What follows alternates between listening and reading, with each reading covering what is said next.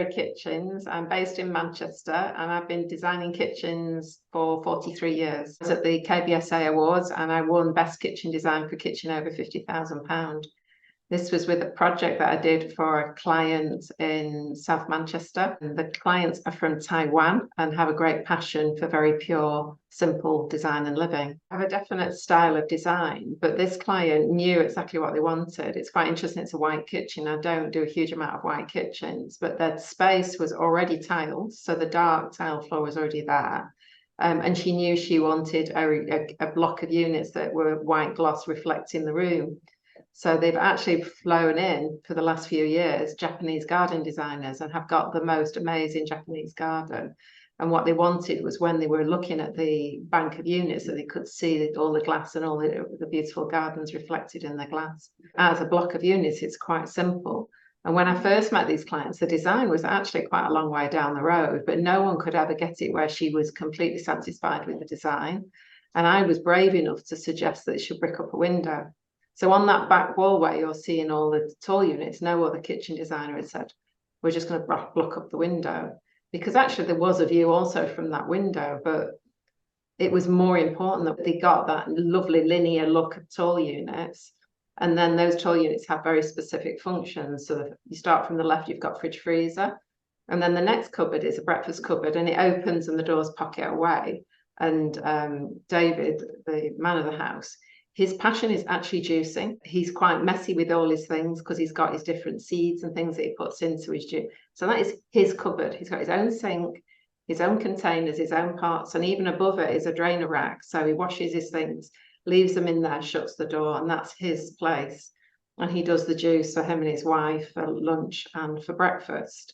So that means that her cooking kitchen, the pocket door at the side, there's a cooking kitchen, which is where Amy does all of her cooking. And really the kitchen is then for a presentation of the food. Because if you look at it, there's not an oven or a hob in that kitchen that you're seeing.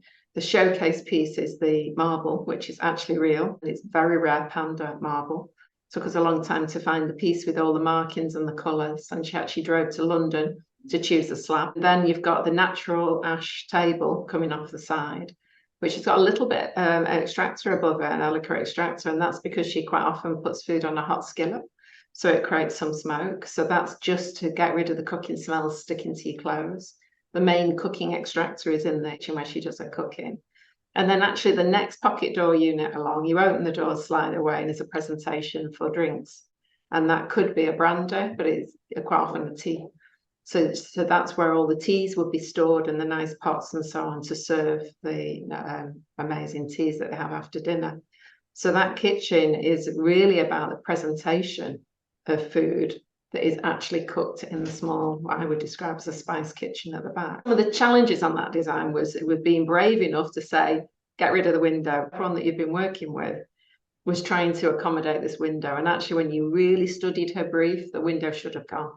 So we did it. So off gone with the window. And then the challenge was to try and create that organic feel of that lovely marble with the table coming off the side. And it's got like a ribbon edge. So the edge of the table has got a lovely natural feel to it. And then to try and create it floating. So there's not a lot of support under that wood to try and create a real light, soft floating feel. Done like a feature fluted wall where we've cut recesses in, because she had some very valuable pieces of art that she wanted to display. So we put teeny weeny little lights to just catch the texture of the ceramics. And these were all beautifully wrapped in tissue and have been saved for years for her to find the right location. And then we curve the wall right the way around. And actually it curves right the way around and under the stairs, the timber wall that we did.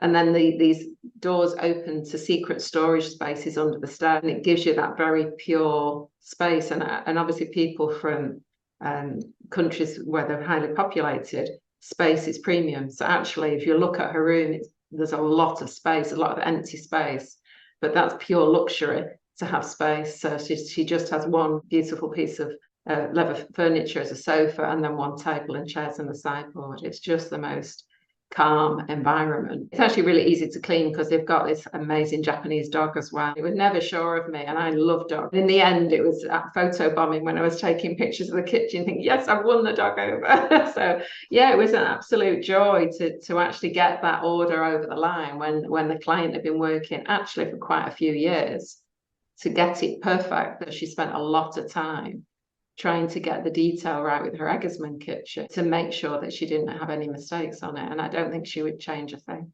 Probably most pleased working with the marble, because it goes against everything about what I'm about, because I would always be trying to get a client to choose something that was robust and practical. And we all know marble is porous and hard to work with, and it's softer, but she understands it and she loves the product. And she is very, very careful with it when it comes to presenting food with colorants and things like that, because the hard work is done in the other kitchen. And we actually use the offcut as a splashback in the niche and on behind the hob in that room only. We could never have put it on the worktop.